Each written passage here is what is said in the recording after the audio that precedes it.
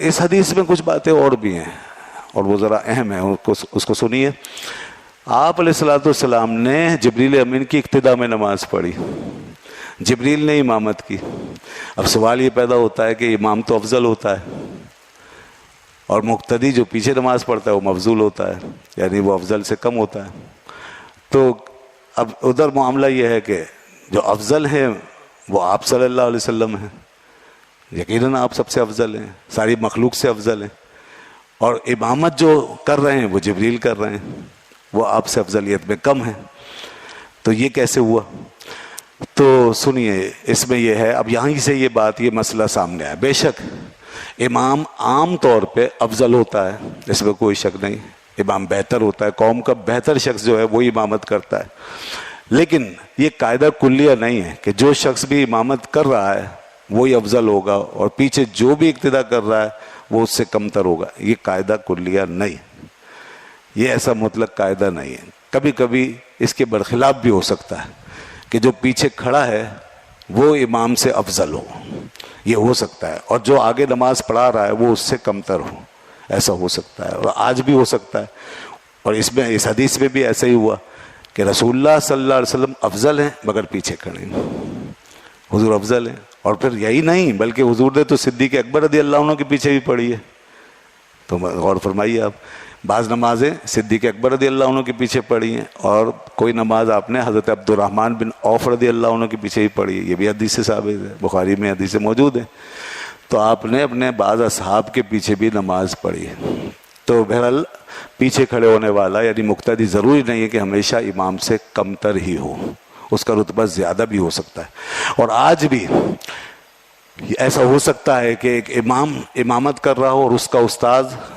پیچھے نماز پڑھ رہا ہوں، اس کے اساتذہ پیچھے نماز پڑھ رہے ہوں، تو ظاہر سی بات ہے کہ استاد کا مقام زیادہ ہے۔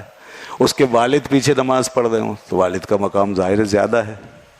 اور اس کے پیر و مرشد آ کے پیچھے نماز پڑھ رہے ہوں۔ آپ نے دیکھا ہوگا جب ہمارے استاذ محترم علامہ حقانی صاحب رحمۃ اللہ علیہ حیات تھے، اللہ تعالیٰ ان پہ کروڑوں رحمت نازل فرمائے، تو نماز تو نہیں پڑھاتے تھے پھر آخری وقت میں، تو ہم نماز پڑھاتے تھے اور وہ ہمارے پیچھے نماز پڑھتے تھے۔ تو اب وہ ہمارے استاد تھے تو ظاہر ہے وہ افضل ہیں اور ہم ان کے شاگرد ہیں، تو ہماری کیا حیثیت ہے؟ تو اس لیے ایسا ہو سکتا ہے کہ کوئی افضل ہو کے پیچھے نماز پڑھے، والد ہیں، پیر و مرشد ہیں۔ ہمارے پیر و مرشد بھی جو ہیں وہ کبھی ایسا ہوتا تھا ہمیں آگے بڑھا دیا کرتے تھے نماز کے لیے، اکثر نماز خود نہیں پڑھاتے تھے اور کبھی ہمیں کبھی کسی اور کو اپنے مریدین میں سے ان کو آگے بڑھا دیا کرتے تھے۔ تو یہ ہے۔ پھر اس میں یہ بات بھی ہے کہ رسول اللہ صلی اللہ علیہ وسلم نے جب جبریل علیہ السلام کی اقتداء میں نماز پڑھی مقتدی بن کر، یا کسی صحابی کی اقتداء میں نماز پڑھی، تو یہاں رسول اللہ صلی اللہ علیہ وسلم نے دراصل یہ جو امت کے اندر قیامت تک مقتدی بننے والے نا، ان کے لیے ایک مثال قائم فرمائی، ان کے لیے سنت قائم فرمائے، کیونکہ امام تو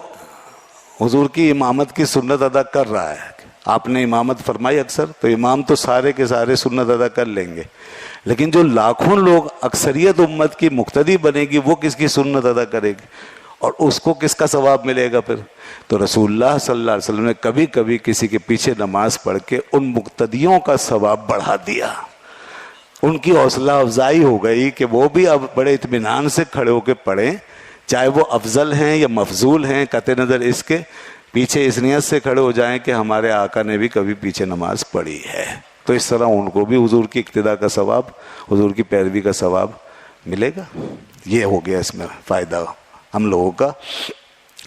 اس کے بعد ایک سوال یہ پیدا ہوتا ہے کہ جبریل جو نماز پڑھنے آئے تھے، پڑھانے آئے تھے، سکھانے کے لیے جو اللہ نے ان کو بھیجا تھا، اور جب نماز آگے پڑھا رہے تھے تو وہ نماز تو ان کی نفل تھی، کیونکہ فرشتوں پہ تو کوئی نماز یا روزہ فرض نہیں ہے، تو جبریل پڑھ رہے تھے نفل، اور رسول اللہ صلی اللہ علیہ وسلم جو نماز پیچھے ادا فرما رہے تھے وہ نماز فرض تھی۔ تو کیا اس سے یہ مسئلہ نکل سکتا ہے کہ ایک فرض پڑھنے والا نفل پڑھنے والے کی اقتداء کر لے؟ تو ہماری کتابوں میں سب میں یہ لکھا ہوا ہے کہ ایسا نہیں ہو سکتا، ایسا نہیں ہو سکتا، کسی فرض پڑھنے والے کی نماز نفل کے والے کے پیچھے نہیں ہو سکتی، مفترض کی نماز متنفل کے پیچھے نہیں ہو سکتی، کیونکہ اس کی نماز جو ہے وہ زیادہ اہم ہے اور وہ زیادہ موقد ہے،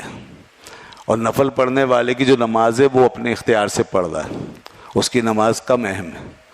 تو اس لیے نفل پڑھنے والا فرض پڑھنے والے کی نماز کا حامل یا ضامن نہیں ہو سکتا،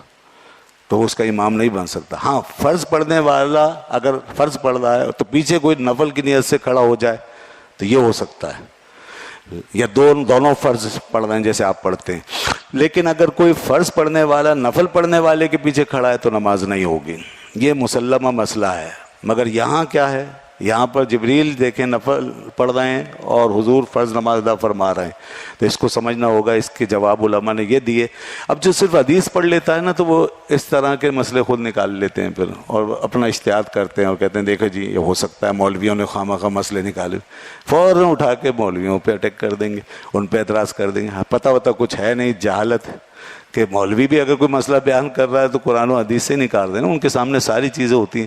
لیکن ایک آدمی ایک حدیث پڑھتا ہے اور خواہ اپنے تبصرے شروع کر دیتا ہے۔ دیکھیے بظاہر تو ایسا لگ رہا ہے کہ اس طرح ہو سکتا ہے کہ فرض پڑھنے والا نفل والے کے پیچھے نماز پڑھ سکتا ہے، لیکن ایسا نہیں، بلکہ اس کا جواب ہے، اور وہ جواب یہ ہے کہ جبریل نے یہاں پر دیکھیے کیا کہا، ثم قال بہذا امرت، جبریل علیہ السلام نے کہا یا رسول اللہ مجھے اس کا حکم دیا گیا ہے کہ میں آ کر یہ نماز پڑھوں اس طرح۔ تو جب جبریل کو حکم دیا گیا تو جبریل پہ بھی وہ نماز فرض ہو گئی نا، عام طور پہ فرض نہیں ہے، لیکن اس وقت جو تو حکم کے تحت آئے ہیں نا وہ،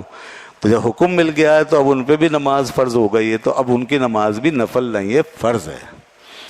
اور آپ علیہ الصلوۃ والسلام نے جو ان کے پیچھے فرض ادا کیا ہے تو وہ فرض والے کے پیچھے ہی فرض پڑا گیا۔